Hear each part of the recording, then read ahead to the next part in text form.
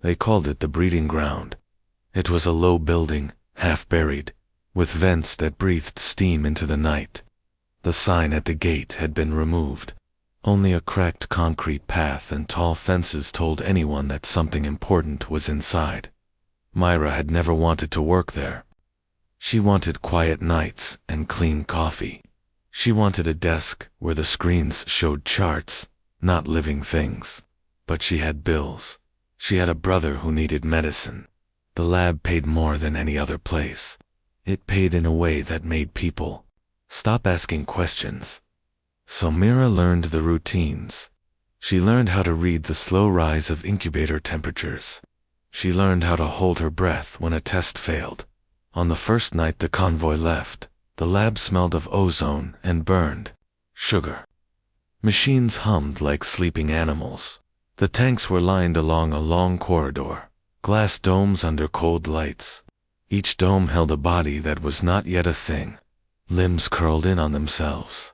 Eyes were closed, like coins. A thin sheet of condensation hid small faces from easy view. Myra stood with her palm on the console. Her badge flashed green. The glass screens showed data, heart rate, respiration, a strange set of readings that the manuals called cognitive markers. She watched a tiny line on a graph tick up. The sound in the room was mostly her own breath. "Ready?" someone said. It was a voice from the research wing.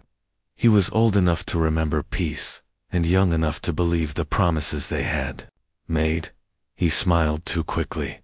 Scientists do that when they hide fear. The first one opened its eyes like a child. It was smaller than Mira expected, not monstrous in size. It had a face that wanted to be recognized. The eyelids pulled back. The pupils drank the light.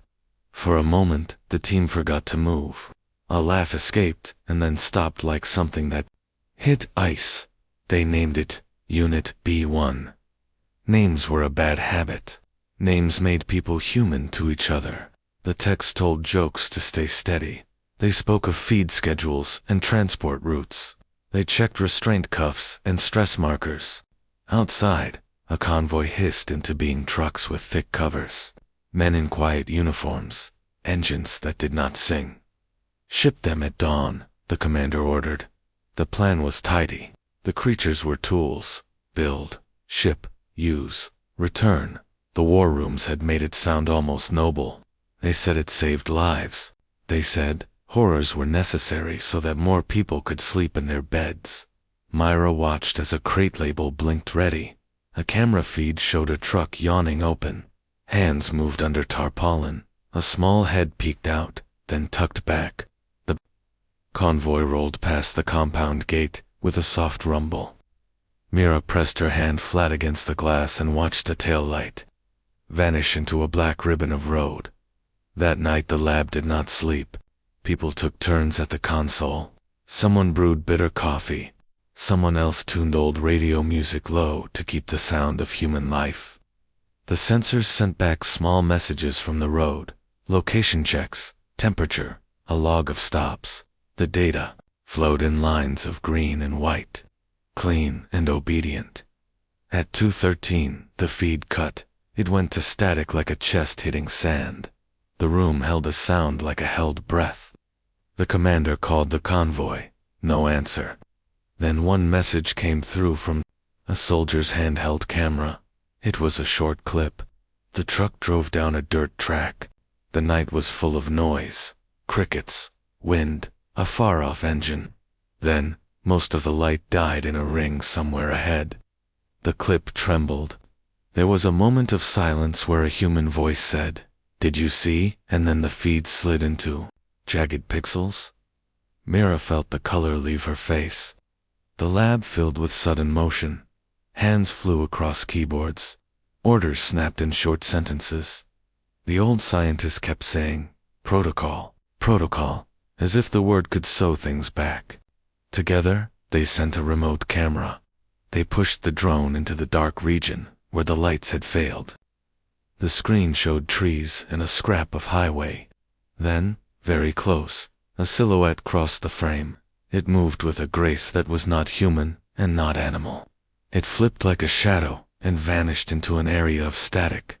For a breath, the drone saw a shape step into a pool of light. The thing was not huge.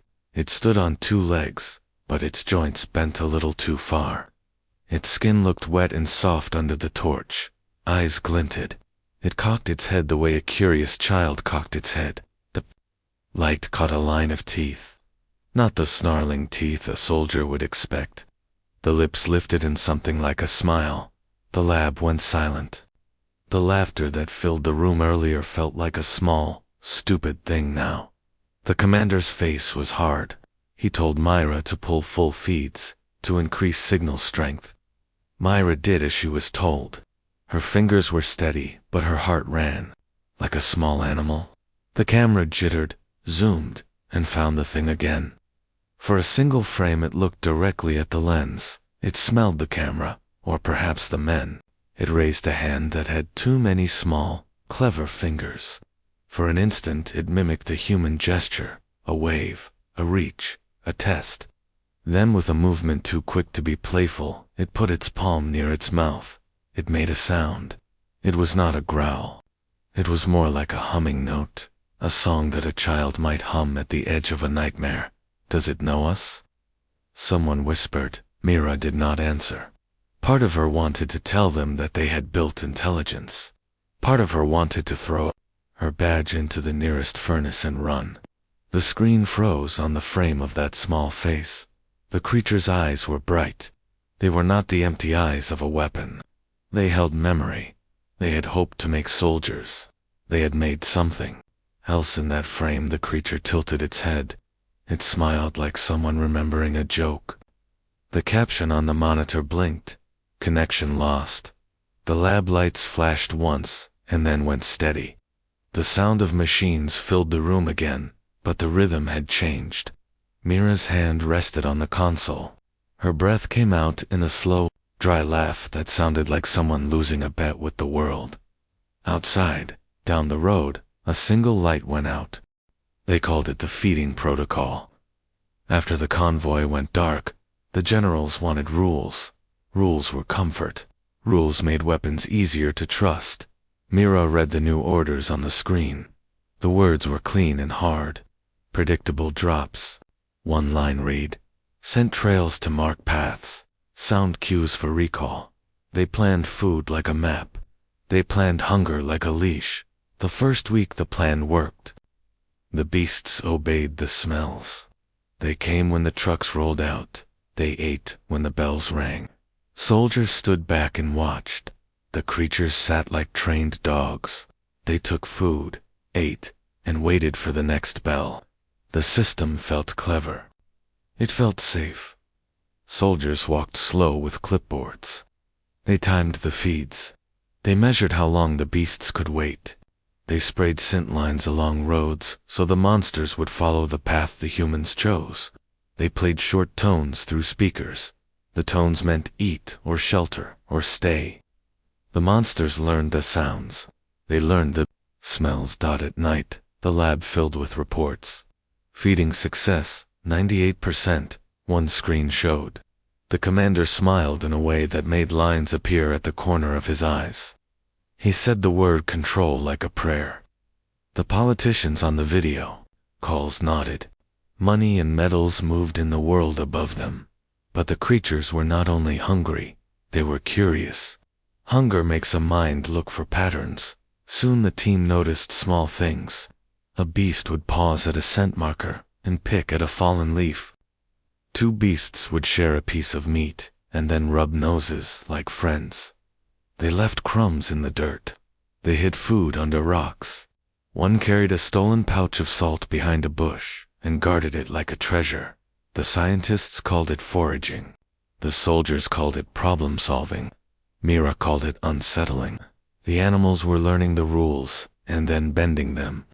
They learned which sounds meant food, and then they learned to wait longer to get a larger portion. They learned to appear hungry on the first bell and full on the second. The lab decided to test the edges. They designed a feed with a tiny marker. Inside, it was chemical and harmless to humans. It had a traceable signature. The marker would show them where the beasts went and, if they shared food, where the marker moved. It was a neat idea. It seemed wise. They mixed the marker into the meat. The beasts ate without fuss. The trackers lit up on the screen. A map in the lab filled with green ticks and red lines. The scientists cheered quietly. The commander tapped his watch. The world above the lab echoed approval. At first the marker only showed the expected paths. The beasts walked the scent lines. They returned to the enclosures when the tone played. The protocol was working. For a few nights, the lab felt safe in a way it never had before. Then the marker did something the scientists had not planned. It moved. Not by the beasts leaving tracks. Not by trucks driving through. The marker showed up where no beast had been scheduled. It showed up in a small dot on the map, far from any road the convoy had used. The dot was in a village. The village was a cluster of low roofs and a single well. No convoy had stopped there. The feed should not have reached that place. Mira watched the red blink on the screen. The scientists pulled up a live camera from the village. The view was grainy. A child ran past with a goat. The goat's fur glinted in the sun. A dog barked. A woman drew water at the well. The camera tilted and showed a small pile of bones near a path. The marker's line ran through that pile. How? Someone breathed. They zoomed in on the goat. The goat's mouth showed a smear of dried meat. The dog's fur had a faint dusting of something that matched the marker. The thread of the marker ran like a bright vein from the lab map to the village animals. The lab filled with noise. Voices rose and fell. The old scientist slammed a fist down and said the word no one wanted: contamination. He spoke into the recorder like a man trying to stop a flood. They ran tests. The marker's signature on the animals matched the feed. Exactly. The team tried to think of ways the marker could move. A stray truck, a thief, a scavenger animal. None fit cleanly. The beasts had been contained. The trucks had stuck to roots. The only path left was the uncomfortable one. Somewhere, the beasts had shared. They had taken the feed and carried it to other mouths. They had traded scraps. They had left crumbs at the edge of fields. They had taught a dog to lick at a wrapper. They had left a smear of meat in a village where chickens pecked at it. Mira felt the room tilt. Rules had limits. Leashes had knots that could be loosened. What the beasts learned by hunger could touch people without meaning to. The commander ordered a sweep of the outskirts. Soldiers left with silence and guns. They moved like men carrying bad news. Drones went ahead and scanned paths the beasts might travel. The lab watched the map. The marker blinked again in a place no one had expected. A child's worn shoe by, oh well, a smear on a cooking pot. A scent that matched the trucks, but not the escorts. At dinner that night, Myra held her spoon and did not eat. She kept thinking of the goats. Of the dog that now had the marker in its fur. Of a child whose village had nothing to do with war. What if they teach more than roots? She asked the old scientist, when she could not keep the question in. Her voice was small. The scientist's eyes were tired. "You mean spread?" he said. He pushed his hand through his hair. "It is possible. Microbiology is messy. Behavior is messier. They tried to change the protocol. They added barriers. They made the scent lines shorter. They put harsher tones into the speakers. They added watchmen to the food drops. But the beasts adapted. They learned to carry food farther when the trucks were not watching. They learned to drop crumbs in hidden places. They learned to leave marks that a dog could find. In the lab, a monitor showed a looping clip. A beast handed a scrap of wrapper to a small stray dog. The dog mouthed it and shook with a pleasure that was innocent and terrible. The tape ended on a close-up of the beast's face. It turned slightly toward the camera. It looked ... satisfied. Mira closed her eyes and tried to imagine the village washing the pot clean. She tried to picture the child sleeping safe that night. The map on the screen was full of lines. The marker's trail ran like a warning. What they fed might not stay with the beasts.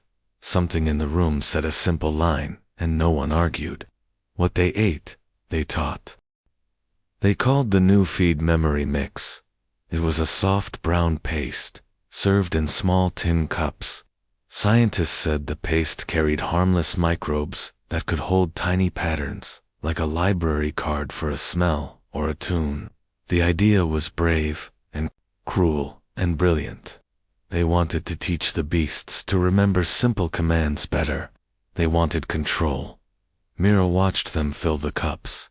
The lab smelled of metal and warm meat. Under the bright lights, a scientist pipetted clear drops into the paste. He spoke slowly, as if the words might break if he spoke them too fast. "We store cues in the microbes," he said. "They will learn faster. They will obey." At first, the test was tidy. The beasts ate from the cups without fuss. They closed their eyes while they chewed. They made little noises like a throat clearing. The trackers logged neat lines. The scientists smiled. The commander called the numbers perfect. But Memory Mix did something else too. It entered mouths, and then hands, and then noses, like a secret. When two beasts ate side by side, their microbes met. They licked shared bowls. They touched lips. Their breath mingled. Microbes passed from mouth to mouth like a whisper. The team noticed small echoes of behavior. A tone played for one group and the neighboring group hummed the tune a minute later. "Transmission," the old scientist said into his tablet.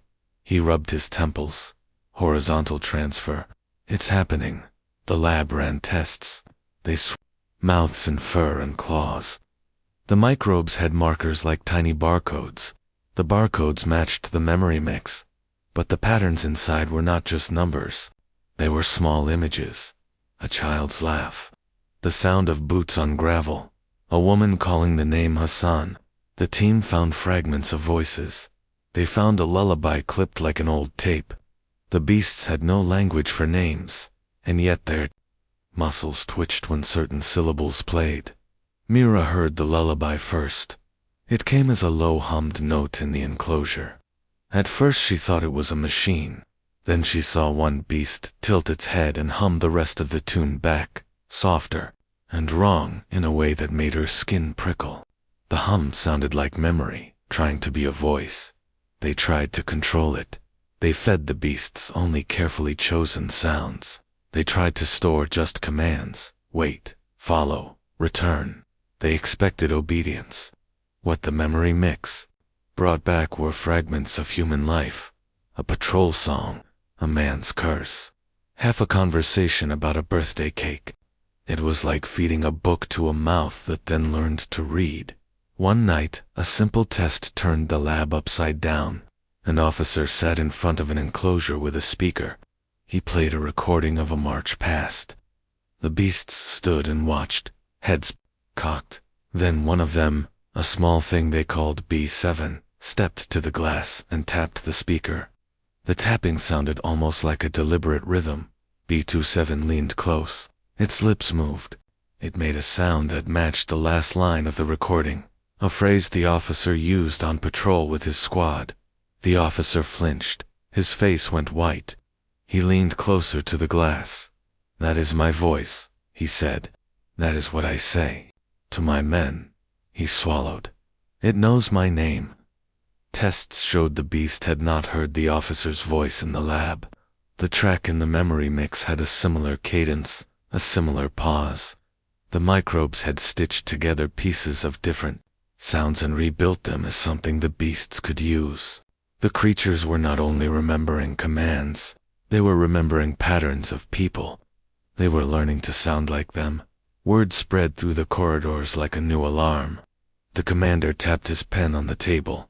He said the word, advantage, and then corrected himself. The scientists edged between pride and fear. If they could shape memories, they could shape victory. If the beasts could carry a voice, they could carry orders across a battlefield without men. A whisper could move an army. Myra did not trust the word advantage. She thought of the child's laugh tucked into a paste. She thought of the goat at the well that had tasted meat once and fallen into a pattern. She thought of the silence that lived behind the commander's eyes. The beasts began to show small personal echoes. One brought a cracked lighter to the fence and tapped it with a careful, learned motion the lab had used to show a trick. Another picked up a lost glove and kept it near its nest like a talisman. A small group sat near the rear wall and replayed something like a conversation in clicks and soft groans. The team recorded it and played it back. It was a string of syllables that matched a lullaby the old scientist's mother had hummed in, a recording they used for tests. The lab started to feel crowded with memories. Every room smelled faintly of someone else's past. The memory mix had made small pockets of other lives inside the beasts. They carried the weight of names and songs, without knowing what they meant. Then, in a late-night shift, Mira watched a feed that made the room go very quiet. A drone had been sent to a mountain pass where a convoy had been lost. The drone's camera caught a small figure moving near a burned truck. It moved with a purpose the drone could not explain. The feed zoomed. The figure knelt and sniffed. It tapped the metal of the truck and then put its ear to it, as if listening for a heartbeat. The drone's mic picked up a sound, a single, clear human sentence. The voice was not from the drone. It was from the thing itself. "Tell them, I remember," it said. The room shifted.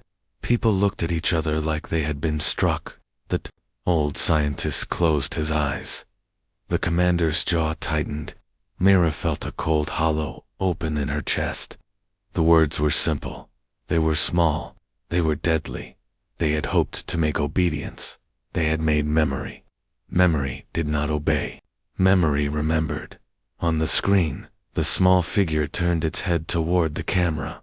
Its eyes were bright and patient. For a moment it looked like a child waiting for an answer it knew would not come. Then it slipped away into the trees, leaving the drone to hum in empty air. Myra sat very still. She could hear the lab breathing around her. In the quiet she could almost hear the lullaby again, stitched into the beasts like thread through cloth. The memory mix had worked. It had taught them to carry pieces of people across the world. The team had found a new problem that had no neat protocol to solve. Outside, the wind brushed the compound. Somewhere down the line, a light blinked and stayed. The lab lights kept their steady hum. The creatures waited for the next cup. They started with small victories. The beasts carried memories like tools. They told the humans where patrols would be. They hummed back orders. At first, the soldiers used those memories like a map. But maps can be read the wrong way. The first ambush came at dawn. A squad moved down a service road. They walked in a rhythm learned by training. Their radios were soft. The beasts waited behind a low berm, with the patience of hunters who know a sound. When the squad reached the cut in the road, the beasts stepped into the light. They did not roar. They did not run. They moved like men who had been told a secret. It was not force that killed the element of surprise. It was familiarity. The beasts moved with the same pattern the soldiers used on patrol. They copied the pauses. They copied the words. They knew the sound of boots and the length of a breath. A man raised his rifle and froze. He looked at the thing that looked like him. For a second he thought a joke had been played. Then the first cry came and the world changed. Word of the ambush spread fast. Bodies were counted. The commander's neat lines on maps bled red. He argued the numbers into the phone until his voice was small. They had fed the beasts pieces of human life. Those pieces had turned to tools against them. The lab grew tight with blame. Scientists pointed at soldiers. Soldiers pointed at scientists. The old man who had first held a pipette and spoken of memory sat in a corner and watched the room like a man watching a storm roll in. Myra walked the halls and listened for a sound she could not find, the sound of certainty. A small team formed. They were not the men with the highest rank. They were the ones who said yes when refused and laughed when fear crept close. Myra was on the team. So was L.T. Carver, a man with a crooked smile and quick hands, and Hazen from logistics. Who could find a hidden road in a desert with his eyes closed? There were 5 of them in all. They were ordinary in a way that mattered. They had no doctrine for what came next. They tried old tricks first. They changed routes. They sang odd songs while they walked. They dropped extra scent markers to confuse the beasts. For a while, the beasts seemed uncertain. They paused. They sniffed. They circled like dogs that had lost a favorite toy. But memory is patient. The beasts replayed what they had learned. They mixed pieces. Where one team hummed a lullaby, another picked a phrase from a radio call. They started to patch together tactics. They learned to predict the unpredictable by living inside the predictable. Then a child's laugh became a danger. A tune hummed by a man cleaning his boots became a signal. The beasts used these shards to steer patrols into traps. They were not acting on orders. They were improvising with human scraps. The scientists proposed a dangerous idea. If the memory mix could teach a beast a man's voice, perhaps another feed could teach it a lie. They called it a counter-memory. They wanted to feed the beasts a story that would pull them away from villages and into a place of the humans' choosing. It was an ugly plan. It asked men to make the beasts want something false. The commander signed papers with hands that did not touch anything else that night. He said the word necessary like a hymn. Volunteers were asked. The plan needed humans who could act as bait. They needed to be unpredictable in ways the beasts could not learn. They needed to be brave. Mira stood in the loading bay and watched a crate close. Hazen pressed his palm to the wood like a blessing. L.T. Carver clapped him on the shoulder and said a joke that landed too loud. The volunteers were ordinary people with ordinary reasons. A brother on the line, a mother's photograph tucked into a pocket. They were small, stubborn things that kept men standing. The first bait went out on a moonless night. The team moved like ghosts.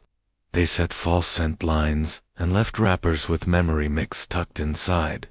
They played a recorded voice that did not belong to any real man. It told a promise of a beacon burning on the ridge, a beacon that did not exist. The beasts came. They came in numbers like a tide. They moved toward the false light, as if toward salvation. At first the plan worked. The creatures rushed the bait. Nets dropped. Cages snapped closed. Men cheered in the dark. It felt like the taste of victory, quick and sharp.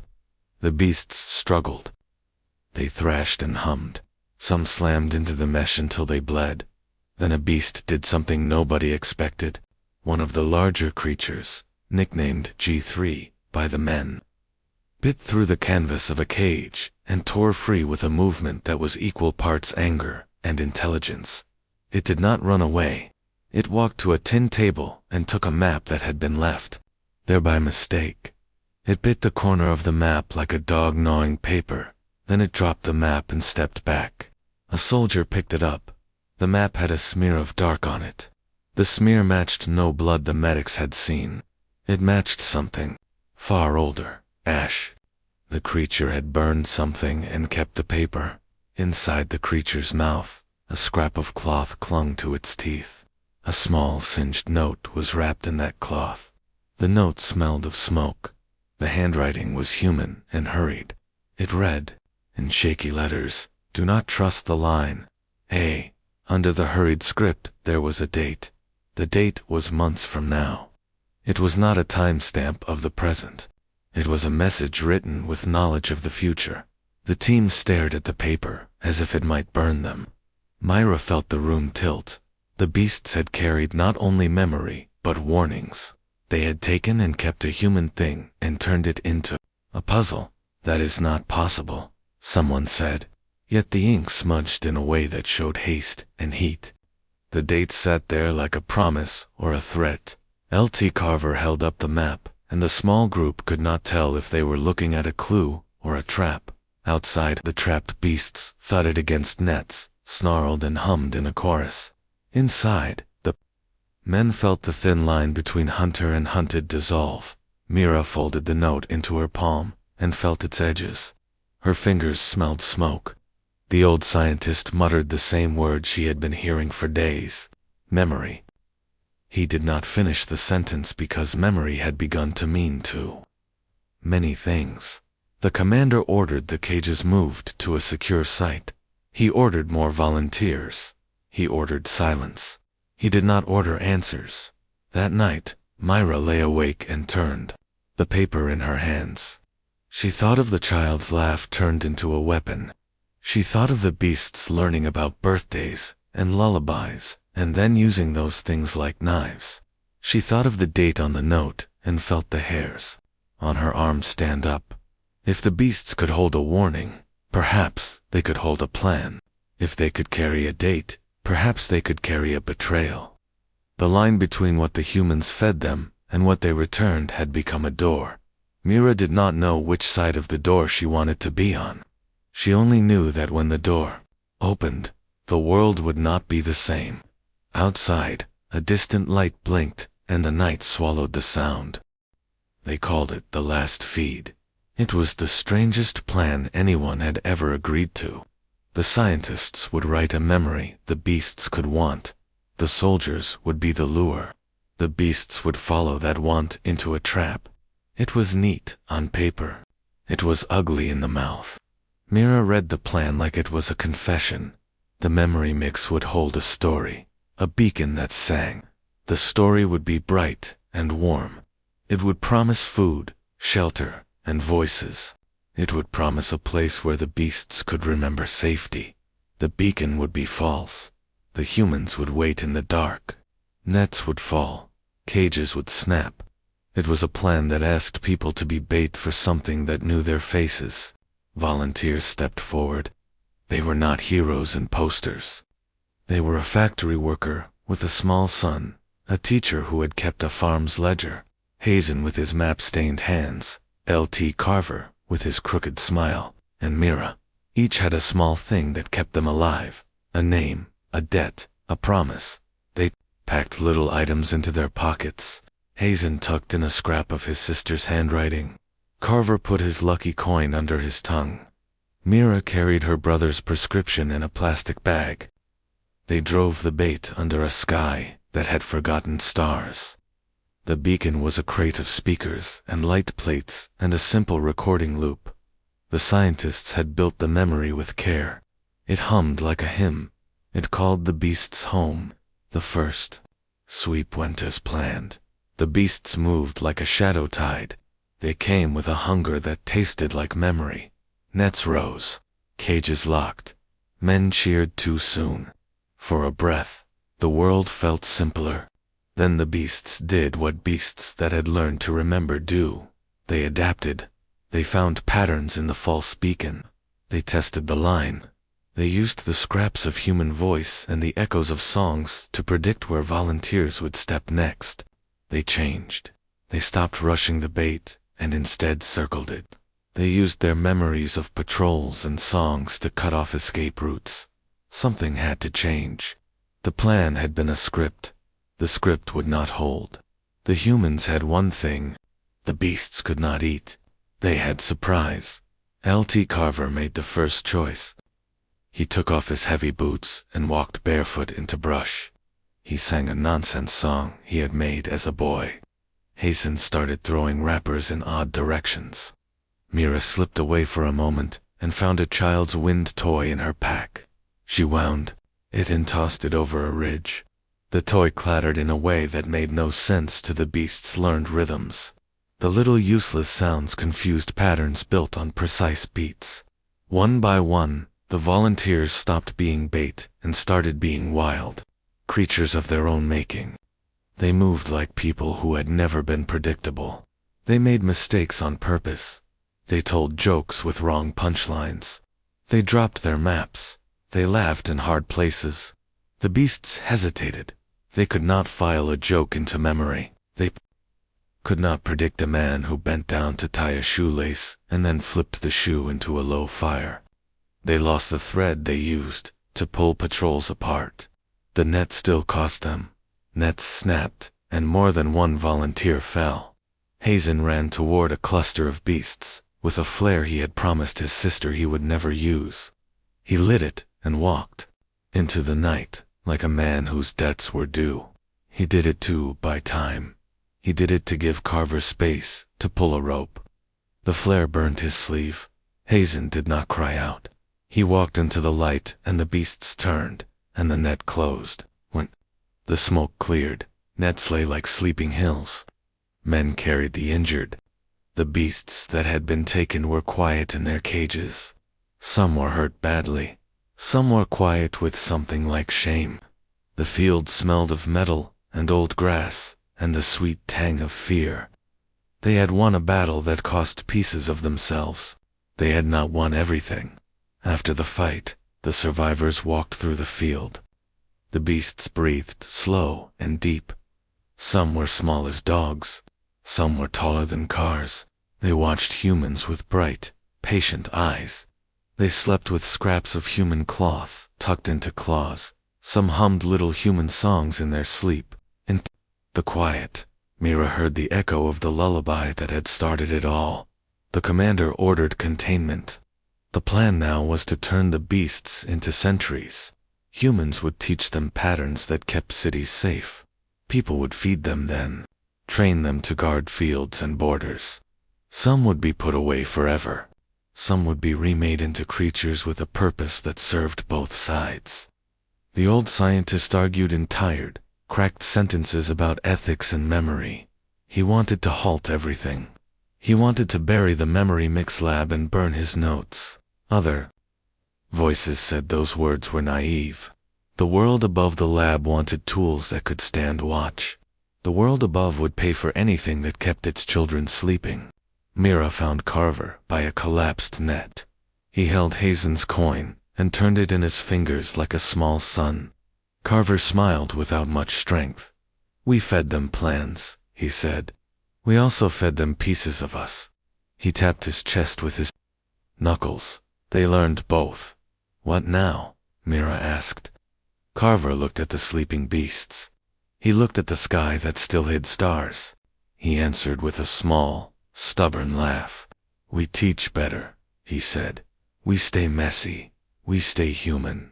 They rebuilt some things. They made new rules. They put humans on rotation to sit near the beasts and sing nonsense songs at odd hours. They trained songs that meant stand down and games that meant follow. Here, the memory mix became a tool and a caution. People learned to feed the beasts careful bits of human life and then to expect the unexpected. Months later, the city was quiet enough to hear wind. The lights came back on in patches. Shops opened with cautious hope. Children ran along newly repaired streets and dared each other to touch the fence around a remade pen. One afternoon a small boy found a beast with a softened face. It sat like a dog and cocked its head at him. He reached out, timid. The creature accepted a piece of bread. The child fed it slowly. The creature nudged the bread and blinked. It licked the boy's hand. The boy laughed. Around them, adults watched from a distance. Some smiled, some did not. Mira stood by the fence and watched. She thought of Hazen and the smell of smoke on his sleeve. She thought of the note they had found with a date in the future and how close that date still seemed. She felt a new kind of tired in her bones. It was not the tired of a worker. It was the tired of someone who had changed the world and could not fold it back. She put her hand on the fence. The beast on the other side pressed its forehead to her palm like a man asking for steadiness. She felt a small warmth. It was not trust yet. It was something close enough. The final line that would be read in history books had not been written. There would be speeches. There would be medals. There would be people who forgot the cost in their rush to sleep safe again. Mira thought of the words she would use if anyone asked her years later. She would say simple things, because simple things were true. She would say, "They bred monsters for war. They fed them strategy." In the end, humans did what humans do best. They made mistakes. Then they chose to be brave. Outside, a child dropped another piece of bread. The beast took it. It sat and chewed, and then looked at the horizon. For a long moment, a small quiet passed over the field. It felt like a truce, fragile, bought with smoke and blood, and held by a handful of songs sung at odd hours. Mira breathed in. The world kept turning. She heard a distant engine. She heard a soft hum, perhaps a lullaby, stitched into the wind. She did not know if the peace would last. No one did. But for that afternoon, a boy and a beast shared a piece of bread, and that was enough to begin.